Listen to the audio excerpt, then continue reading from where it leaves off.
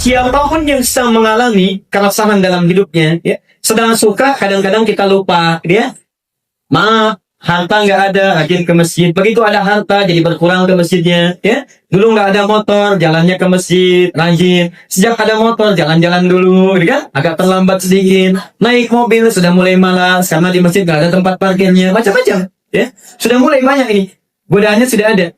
Mulai lupa. Apalagi saat susah luar biasa. Kadang-kadang kalau nggak dekat dengan Allah itu pesimis, tidak wajar, frustasi, ada yang bunuh diri. Muncul ayat, kalau kita dekat dengan Allah Subhanahu wa Ta'ala, baik dalam keadaan suka, apalagi sedang duka, itu pasti dijaga oleh Allah, tidak akan ditinggalkan. Tidak akan membuat frustasi kolak sehingga menjadi seperti orang gila. Ya, bisnis sedang sukses, tiba-tiba bangkrut luar biasa, wah stres. Subhanallah, dari situ tidak wajar, fisiknya berubah, gak mau makan dan sebagainya. Subhanallah, semua keadaan kita suka dan duka, kalau dekat dengan Allah pasti akan dijaga. Sedang susah, senang aja. Ya. Sedang bahagia pun tenang juga. Di saat bahagia tidak terlalu larut dalam kebahagiaan sehingga lupa diri. Ya. Sedang duka pun tidak akan jauh dari Allah sehingga frustasi. Ya. Dalam keadaan musibah yang sangat luar biasa pun orang yang dekat dengan Allah tenang. Karena itu ketenangan lebih penting. Nah sekarang orang bertanya bagaimana cara membuat kita lebih dekat dengan Allah sehingga dari kecil dijaga, dewasa dijaga, diberikan ketenangan. Di antara caranya muncullah di antaranya syariat tambahan dari sholat-sholat yang biasa itu dikenal dengan sholat. Kalau bertanya bagaimana cara mendekati Allah supaya diberikan kenikmatan tadi, ketentraman, ya, Anda bisa lakukan dengan beramal, ya. Mau salat, mau puasa, mau zakat, mau apapun itu. Tapi ada salah satu ibadah juga yang dikhususkan, bahkan namanya diambil dari sini. Ya. Di antaranya apa? Ini salat duha, namanya khusus. Perhatikan fadilahnya. Karena ada 4 keutamaan dari salat duha ini. 1. Hadis riwayat Muslim nomor hadis 720 dari Abu Dzar. Rasulullah menyampaikan, bima makna saya percepat saja. Ya. Kata Rasulullah, setiap pagi itu, kulli sabihatin, ya, ala kulli sulama, dari setiap persendian kita, jadi ada 360 sendi dalam diri kita. Setiap bangun di pagi itu semuanya mesti bersedekah. Mesti bersedekah. Ya. Jadi misalnya sendi-sendi tubuh kita yang 360 itu semua bersedekah. Ya. Dan Nabi menyampaikan, wa ala kulli tasbihatin sadaqah. Ya. Dengan tasbih, ya, subhanallah, bacaan subhanallah itu sudah mewakili sedekahnya. Wa ala kulli tahmidatin sadaqah. Yang bertahmid baca alhamdulillah itu sedekah, ya. Wa ala kulli takbiratin sadaqah. Yang bertakbir itu sedekah. Tahlil itu sedekah, ya. Jadi sedekah itu jangan diartikan kita dengan uang saja. Itu keliru, ya. Keliru. Nanti di sini sudah dipelajari tentang zakat, infak dan sedekah. Belum selesai salat nanti kita insyaallah pelajari, ya. Kita urutkan saja tingkatannya dari rukun Islam. Jadi bedakan antara zakat, infak, sedekah itu lain. Ya. Zakat, infak, dan sedekah itu lain, ya. Kalau zakat, kewajiban terkait harta dikeluarkan jumlah tertentu dengan syarat tertentu. Ya. Di jumlahnya tertentu, mencapai nisab, syaratnya tertentu, ada haulnya dan sebagainya. Ya. Dan dikeluarkan khusus hanya pada 8 golongan. Yang di At-Taubah ayat ke-60. Kewajiban terkait harta, hukumnya wajib. Kalau infak, ya, kewajiban atau kesunahan. Jadi ada yang wajib, ada yang sunnah. Infak itu dibagi 2. Kalau zakat wajib saja, ya. Kalau infak ada wajib, ada sunnah. Misal infak yang wajib, nafkah suami kepada istri. Itu infak wajib. Karena itu disebut nafkah. Nafkah itu dari infak. Ya, dari infak. Ya, kependekannya nafkah. Nafkah. Ya. Infak suami pada istri itu wajib. Yang sunnah, misal infak anak kepada orang tua, ibu bapak. Gak boleh zakat, gak boleh dizakati. Ibu itu, bapak itu diinfak, ya, infak. Jadi kewajiban atau kesunahan terkait harta benda. Jadi sifatnya mesti benda infak itu. Tidak boleh yang lain. Mesti benda, ya. Misal boleh baju, ya, boleh kemudian uang, macam-macam mesti benda, materi sifatnya. Nah, tapi kalau mau infak, Al-Baqarah 215, Al-Baqarah 215, itu mesti yang paling bagus, jangan yang jelek. Jangan yang jelek, ya. Wa yas'alunaka madza yunfiqun, mereka bertanya kepada Muhammad apa yang diinfakkan. Qul ma anfaqtum min khairin, katakan Muhammad pada orang yang ingin infak, yang mesti diinfakkan itu yang terbagus kualitasnya, baik. Tidak harus baru, tidak harus mewah. Misal, saya punya baju nih, ya, saya ingin infakkan pada orang, jangan yang jelek kita infakkan. Bahkan disindir di Al-Baqarah 267 itu, ya, ada orang kata Al-Quran, wala tayammamul khabitha minhu tunfiqun wa lastum bi akhidhihi illa an tughmidu fi. Jangan sekali-kali engkau infakkan harta yang sudah jelek, kamu melihatnya saja sudah nggak suka, memicingkan mata. Lalu kita kasih orang. Itu gak bagus itu. Itu bukan infak namanya. Ya. Bukan infak namanya. Nah, kalau bapak ibu punya uang 100.000, 50.000 dua, oke? Yang satu sudah jelek, kocak, gak enak kita lihat sih. Yang satu lagi masih baru, bagus, diambil dari ATM. Ya. Ada orang lewat, misalnya butuh, bu, tolong bu, pak, dikasih yang mana? Kasih yang mana tuh? Nah, kalau mau infak, kasih yang bagus. Yang jelek kasihkan sana sama swalayan ya, sama Carrefour, sama satu macam-macam. Kasihkan ke situ. Yang bagus-bagus berikan pada hamba yang membutuhkan. Itu infak namanya. Ya. Nah, yang infak itu pun prioritas 5 ya. 5 prioritasnya. Satu pada ibu bapak dulu ya. Bil walidaini wal aqrabin, dan kerabat terdekat. Wal yatama, orang-orang yatim, wal masakin, anak miskin, wa bis sabil. Kemudian itu bisabil. Itu di lain waktu. Nah, di luar infak dengan zakat ada sedekah. Ini yang sering keliru dalam prosesnya, keliru dalam syaratnya, dan keliru dalam memahaminya. Nanti kita lebih dalam lagi bahas lain waktu, tapi ingin saya sampaikan, sedekah itu dalam istilah fikih, kullu ma'rufin sedekah. Setiap perbuatan baik itu sedekah. Tidak harus pakai benda, tidak harus pakai materi, uang, tidak. Ya. Dan bentuknya tidak hanya uang. Ya. Maaf, ini al-iftihan sedang renovasi termin misalnya. Saya gak ada uang, boleh dengan tenaga, itu sedekah. Gak ada tenaga dengan ide, itu sedekah. Dengan doa pun itu sedekah. Gak bisa memberikan ide, minimal dengan doa itu sudah sedekah. Sedekah, bahkan senyum pun pada yang baik-baik itu sedekah. Ya. Basbatu kali akhikat ya, senyummu kepada saudaramu dalam kebaikan itu sedekah. Ya. Subhanallah. Ya. Dan dalam hadis riwayat Muslim, hadis 720 ini, kita diajarkan untuk sedekah setiap pagi. Sekalipun tidak ada uangnya, ya, tidak ada dengan harta benda, boleh dengan tasbih, ya, dengan tahlil, tasbih membaca subhanallah diperbanyak, tahlil membaca la ilaha illallah, takbir membaca Allahu Akbar, tahmid membaca alhamdulillah, boleh. Ya, perbanyak itu. Nah, sekarang orang ingin bertanya, ya Rasulullah, ada nggak caranya yang singkat? Kalau baca itu kan kayaknya terlalu panjang, batasannya nggak ada, waktunya tidak jelas, kapan saja. Ada nggak cara yang singkat? Kata Nabi, perhatikan ujung hadisnya. Dan cukup menunaikan 2 rakaat di waktu tercukupi semuanya itu. Jadi keutamaan salat duha yang pertama itu bisa bergantikan atau senilai dengan sedekah yang paling utama. Senilai dengan sedekah yang paling utama. Jadi orang yang tidak bertasbih pun bertakbir misalnya dalam paginya sampai dengan siangnya, bukan setelah salat ya. Setelah salat kan kita membaca tasbih ya, subhanallah ya. Tahmid alhamdulillah, takbir Allahu Akbar, bukan itu yang dimaksudkan ya. Dan yang mulai pagi sampai dengan siangnya itu sedekah utama itu, sedekah utama. Kita nggak bisa kerjakan. Itu bisa diganti dengan 2 rakaat saja salat duha. Jadi subhanallah. Apa hubungan dengan surah Al-Duha tadi? Perhatikan sini ya, subhanallah. Saya telah terangkan pertemuan yang lalu, hikmahnya zikir itu menjadikan kita ingat dengan Allah. Ini saat antum diminta sedekah dengan bacaan-bacaan zikir tadi, sebetulnya tujuannya bukan memperbanyak bacaan, bukan. Dengan membaca itu semakin dekat kita dengan Allah. Kenapa dilakukan di waktu pagi? Tasbih, bacaannya subhanallah. Tahmid, bacaannya alhamdulillah. Takbir, bacaannya Allahu Akbar. Tahlil, bacaannya la ilaha illallah. Ingatnya ada tahlilan, ada tahlil. Itu lainnya. Yang di sini dimaksudkan tahlil. Saya sudah menerangkan di pertemuan lalu, jadi saya persingkat saja. Tasbih, kata subhanallah, itu maksudnya menepikan segala sesuatu yang dapat memalingkan kita dari ketaatan kepada Allah. Maksudnya menduakan Allah dengan aktivitas. Tasbih, subhanallah. Bisa. Maaf sebelumnya ya. Kita sedang bekerja, tiba-tiba ada panggilan Allahu Akbar, Allahu Akbar, salat ya. Kita teruskan misalnya pekerjaan kita dan tidak baru ada. Itu belum subhanallah. Orang subhanallah itu ketika dengan azan bisa dia simpan, dia tidak. Allahu Akbar, Allahu Akbar, subhanallah, tiba panggilan Allah. Subhanallah, dia simpan pekerjaannya. Pergi ke masjid, dia tunaikan salat, itu subhanallah. Ibu sedang belanja, Allahu Akbar, Allahu Akbar, saya kan, walaupun sedang nawar itu, orang yang subhanallah, Pak, maaf ya, sebentar, nanti saya balik lagi, saya salat dulu. Itu subhanallah. Tapi yang belum subhanallah, baru azan, Pak, teruskan aja dulu. Ya. Bahkan, subhanallah, ya, bahkan, itu orang yang nawarkannya, udah nawarkan, barangkali mau sholat dulu, sholat bisa nanti Pak nomor 2, belanja nomor 1, ya. Itu belum subhanallah, itu sudah parah itu penyakitnya, ya. Orang yang subhanallah dia tepikan ini. Dia tepikan.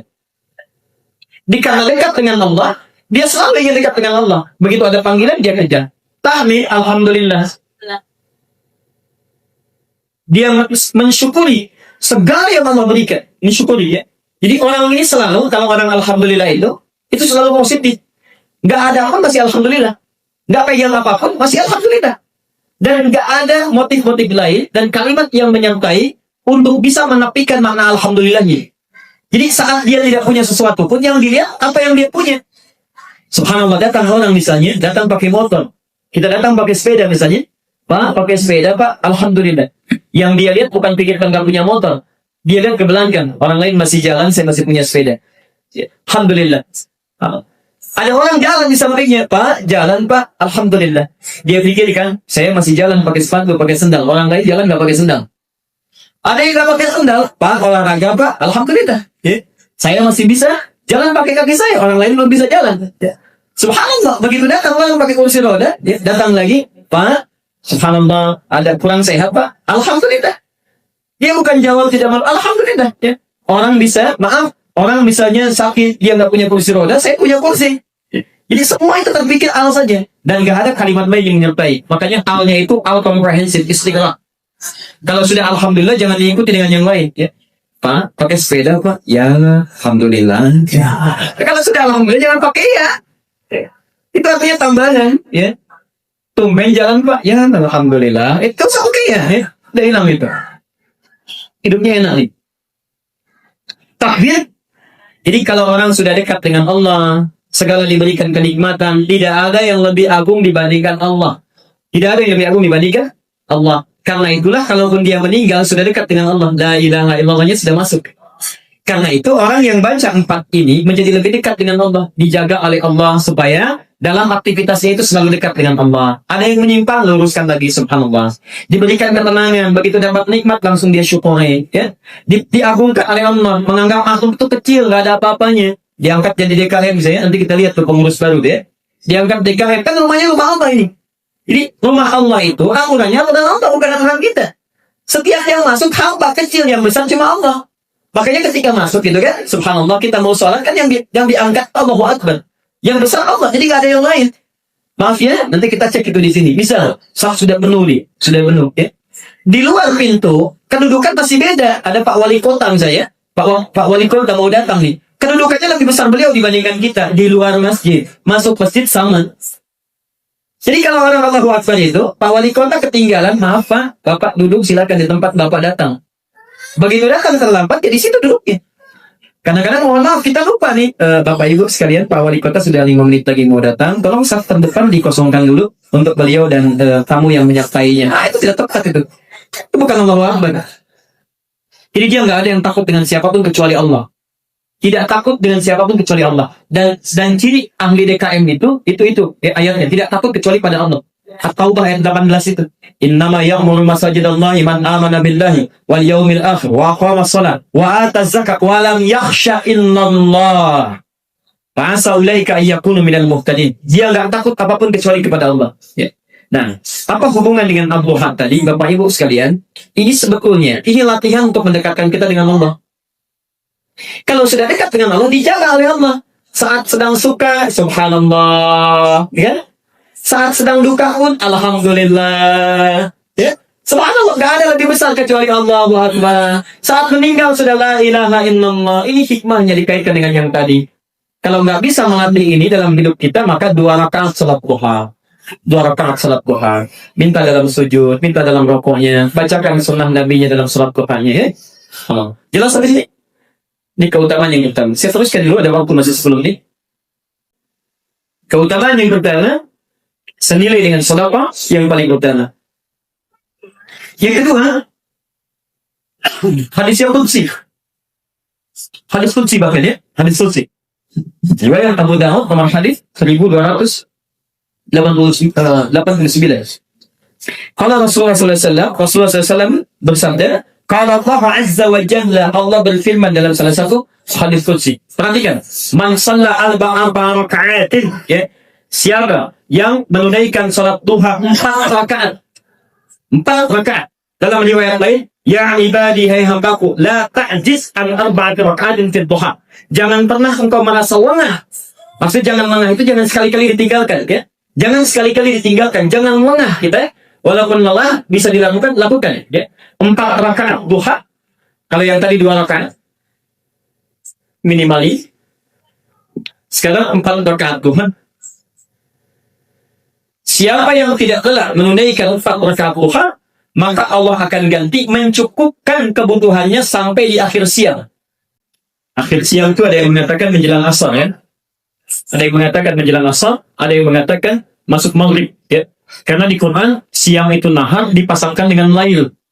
Nahar pasangannya lail, ya. Sal. Ali Imran 190. Inna fi khalqis samawati wal ardi wa ikhtilafil laili wan nahar. Karena nahar pasangannya lail, nahar itu dimulai dari fajar sampai dengan mau masuk maghrib. Itu nahar, ya. Maghrib muqaddimatul lail, awal malam. Jadi ini yang lebih tepat ditafsirkan, Allah akan menjaga sampai akhir siang, dicukupkan kebutuhan, maksudnya sampai maghrib. Jadi kalau antum menunaikan 4 rakaat salat duha misalnya, ya, dilakukan karena Allah dengan khusyuk dengan baik, itu kebutuhannya akan dicukupkan sampai maghrib. Ya. Apa yang dimaksud mencukupkan kebutuhan ini? Bukan begitu butuh dikasih, bukan begitu cara menerjemahkannya. Walaupun ada tafsiran itu, Bukan misalnya, ya Allah, saya ingin ini dikasih, ingin itu dikasih, bukan itu. Ya. Ada yang menafsirkan mencukupkan kebutuhan ini, maksudnya, 1, Allah menjaga menekan nafsunya,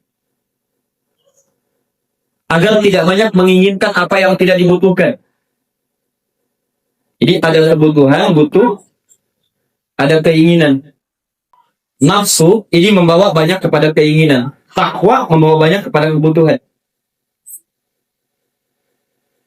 Jadi kalau orang tidak pernah meningkatkan takwa, nafsunya naik.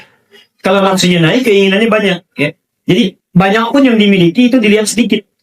Kalaupun banyak sedikit, 100 miliar sedikit atau banyak. Tapi kalau orang tidak pernah punya takwa, itu dianggapnya sedikit. Selalu ingin, ya. Nah, tanda-tanda nafsunya itu meningkat, lihat apapun pengen. Walaupun nggak butuh. Punya rumah, begitu tetangga misalnya beli kulkas baru, parkir di depan, pas di depan rumahnya kelihatan dia. Datang kepada papanya, Bang, tetangga kita udah baru kulkasnya. Masa kita yang itu-itu aja, padahal baru seminggu beli kulkas. Bisa begitu, ya. Mobil ganti pengen lagi. Ya teman kasih kabar misalnya ada tanah bagus dibeli lagi. Padahal nggak butuh. Belum tentu butuh, ya. Jadi ini biasanya keinginannya naik meningkat tanpa wajar. Ini berbahaya. Nah Allah akan tekan nafsu orang ini. Nafsu ditekan dibimbing oleh Allah. Tidak semua yang dilihat itu dibeli. Ya. Jadi subhanallah Bapak itu sangat luar biasa menyenangkan kalau istri itu pandai salat duha. Ya. Jadi kalau ke mall itu dijaga, ya. Tidak setiap yang dilihat bisa dibeli, ya. Jadi bisa ditekan, ya. Jadi kalau kita, yang positif maksud saya, yang positif. Jadi kalau kita tunggangi salat duha ini, nafsu itu dijaga. Yang baik-baik aja. Sehingga dicukupkan oleh Allah. Apa yang jadi kebutuhan diarahkan. Dia butuh salat diberikan. Dia butuh makanan yang mencukupkan dia ibadah diberikan. Ya. Dia butuh mushaf didorong. Ya, ada dan sebagainya. Yang tidak dibutuhkan ditekan. Benar sampai sini? Baik. Yang kedua, ada yang mengartikan memberikan pahala sebanyak ibadah di siang itu. Sebanyak ibadah di siang itu. Ya. Jadi kalau misalnya ada orang sholat, ya, sholat fardu, baca Quran dan sebagainya, dia membutuhkan pahala itu tapi tidak bisa mengerjakannya, maka dicukupkan pahalanya, diberikan. Walaupun dia nggak bisa melakukan itu. Ya, walaupun tidak bisa melakukan itu. Dia tunggang itu 4 rakaat, misal antum misalnya ingin bepergian, saya mau ke Papua, ya. Misal saya mau ke lebih jauh lagi misalnya, ya, ke Eropa dan sebagainya. Kita berangkat siang, kita sholat duha dulu misalnya. Ya. Saya nanti nggak bisa sholat sunnah ba'diyah karena di pesawat dan sebagainya. Itu pahala dicukupkan oleh Allah. Sampai kita tiba, dicukupkan oleh Allah. Ya. Dan yang ketiga, ada yang mengartikan secara real. Terkait dengan rizki. Yes. Jadi rizkinya, selama di hari itu, sampai dengan dia menjelang maghrib, itu akan dipenuhi oleh Allah. Rizkinya. Dimudahkan maksudnya. Ya. Kemudahan rizki. Karena itu seringkali ada yang menunggangi hadis ini dengan mengatakan, kalau ingin mudah rizki, silakan salat duha. Salat duha. Pernah dengar perkataan-perkataan seperti itu? Ini menunggangi hadis ini. Cuma kadang-kadang prakteknya keliru. Duhanya emang 4 rakaat, tapi kerjanya nggak ada. Itu nggak dapat juga.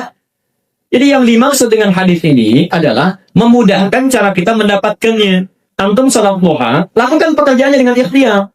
Nanti karena dekat dengan Allah, Allah yang memudahkan, dicukupkan kebutuhan kita. Ya. Jadi tapi kalau antum cuma duha, nggak mau kerja, itu subhanallah susah datangnya, sulit datangnya. Ya. Baik, saya percepat yang ketiga. Riwayat At-Tirmidzi nomor hadis 586. Duha waktunya kapan? Waktunya kapan? Duha. Jawab. Setengah 7, ada yang bilang setengah 7 ya, ada yang bilang setengah 8, ada yang bilang jam 7 ya, ada bilang tombak matahari. Baik. Waktu duha itu dibagi 3 bagian. 3 bagian. Awal duha, pertengahan duha, akhir duha. Awal duha, pertengahan duha, akhir duha. Kapan itu awal duha? Ini yang disebutkan di hadis At-Tirmidzi, nomor hadis 586, yang nanti akan dinamai juga dengan salat isyraq, syuruk. Ya. Jadi ada yang mengkhususkan namanya, ada yang menyamakan syuruk itu dengan awal duha. Perhatikan. Man shalla fil ghadati. Ya. Siapa yang menunaikan salat subuh dengan berjamaah, ya. Kemudian duduk berzikir kepada Allah sampai tibanya awal duha, bahasa hadisnya. Ibtida'ud duha. Ini syaratnya kalau mau dapat pahalanya masih syaratnya dipenuhi dulu. Kemudian berzikir sampai awal duha. Lalu salat 2 rakaat di awal duha ini, salat 2 rakaat, maka dia akan mendapatkan pahala sebesar haji atau semisal umrah. Ya, sebesar haji atau semisal umrah. Memang nggak haji, ya, cuma dapat pahala sebesar itu. Ya. Memang tidak umrah, cuma dapat pahala sebesar itu. Ya. Senilai haji atau umrah. Ya. Dan yang paling banyak meriwayatkan ini yang redaksinya umrah. Bahkan kata Rasulullah sempurna 2 kali diulang. Sempurna. Maksudnya kalau ada yang meragukan masa sih, gitu kan? Sempurna itu pasti. Ya. Benar pasti. Jadi yang ketiga keutamaannya, orang yang menunaikan duha, tapi di awal waktunya, bukan di pertengahan, bukan di akhir. Jadi kalau yang tadi, yang 1 dengan 2, itu masih terbuka, mau di pertengahannya, mau di akhirnya, masih dapat itu. Ya.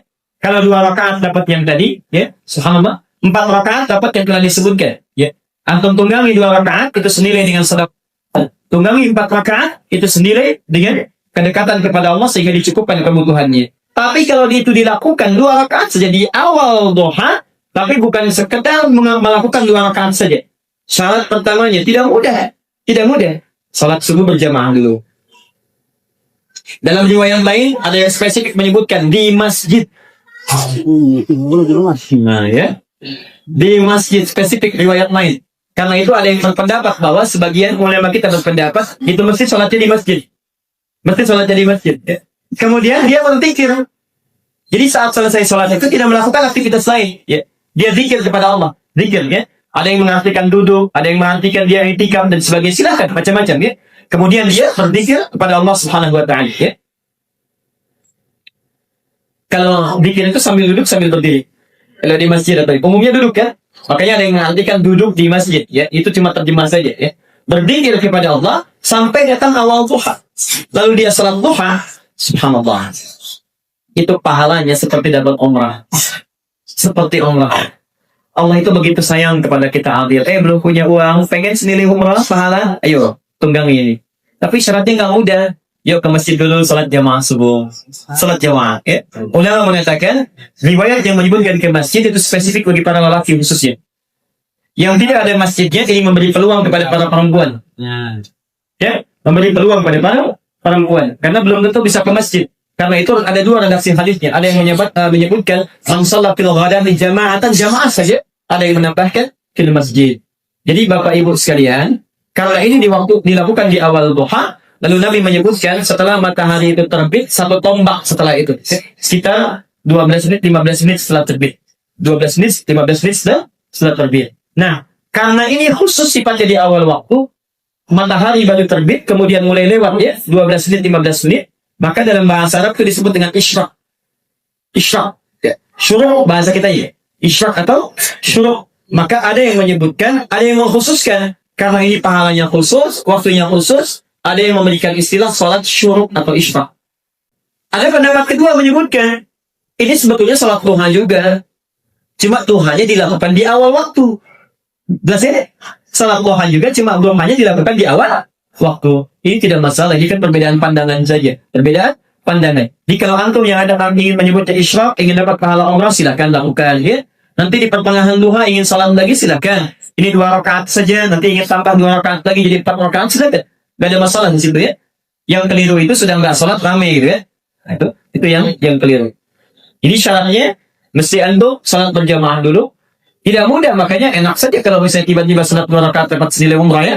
Ya, kalau begitu kalau usah umrah saja ya. Jadi mesti dulu sholat jamaah dulu, kemudian i'tikaf dulu, zikir, dan ta'lim itu bagian dari zikir. Jadi beruntunglah kalau misalnya ba'da subuh ada pengajian, antum duduk dulu ya. Setelah selesai ta'limnya sholat 2 rakaat, dapat tuh. Udah dapat pahala ta'lim, dapat pahala umrah. Udah gitu ya. Daripada duduk sendirian dan sebagainya, itu ta'lim. Pahala ta'lim ada, pahala umrah ada, banyak itu, subhanallah. Banyak pahalanya. Yang terakhir, yang keempat, salat puasa. Di antara manfaatnya tadi yang pertama bisa mencukupkan keutamaan sedekah, ya. Yang kedua bisa memberikan kebutuhan kita, cukupkan kebutuhan. Yang ketiga itu bisa senilai dengan umrah bila dilakukan di awal waktu. Dan yang keempat, ini yang paling penting, salat duha itu juga disebut oleh Nabi sifat salatnya orang-orang yang tawabi, orang yang selalu ingin bertobat kepada Allah. Tawabin atau salatul awabin, bisa disebut awabin, bisa disebut tawabin. Pernah dengar salat awabin? Salat sunnah awabin dia sebetulnya itu ya duha juga. Saya duha juga gitu. Di orang yang konsisten duha, Nabi langsung menyebutnya sebagai awal, ya, awal. Ada tawab, ada awal, ya gak lain. Apa bedanya awal dengan tawab? Kalau awal itu orang yang mendekat kepada Allah untuk dijaga agar tidak berbuat dosa. Jadi sebelum berdosa sudah berobat duluan. Ya Allah, tolong jaga lisan saya supaya hari ini tidak mencela orang lain, berkata yang buruk terhadap orang lain. Ya Allah, tolong jaga kaki saya supaya tidak melangkah kepada yang buruk-buruk. Tunjukkan kepada saya yang baik itu baik, dan kuatkan saya untuk mengikutinya. Tunjukkan kepada saya yang jelek itu jelek, dan kuatkan saya untuk menghindarinya. Surah hadid, Allahumma arinal haqqa haqqa, warzuqna ittiba'an, wa arinal batila batilan, warzuqna ijtinabah. Jadi, itu sifat Allah. Jadi sebelum melakukan aktivitas sudah berlindung dulu pada Allah. Orang seperti ini bertobat sebelum salah. Maksudnya dijaga oleh Allah supaya nggak salah nanti. Dibimbing. Tapi kalau tawab, artinya salah duluan. Makanya hurufnya belakangan tak, karena sudah pernah salah. Alif, ba, ta, salah duluan. Karena lisan mengucapkan dusta, taubat pada Allah. Makanya pakai tak, taubat, karena sudah melakukan perbuatannya, baru kembali kepada Allah. Karena itu disebut dengan orang yang kembali, tawab itu. Jelas ya? Jadi bedanya tawab dengan awab. Kalau tawab, melakukan kesalahan duluan, baru sadar kembali kepada Allah. Kalau awab, belum salah, minta perlindungan supaya dijaga, tidak salah. Nah, salat duha ini disebutkan oleh Nabi sifat orang yang awab. Awab. Apa artinya? Orang yang duhanya itu bagus, pasti dijaga oleh Allah supaya tidak berbuat maksiat yang hari itu. Fadilah salat duha yang keempat, menjaga kita dari perbuatan maksiat. Menjaga dari perbuatan maksiat. Kalau duhanya benar, kalau duhanya benar. Kalau sudah salat duha masih salah juga, berarti duhanya yang keliru itu.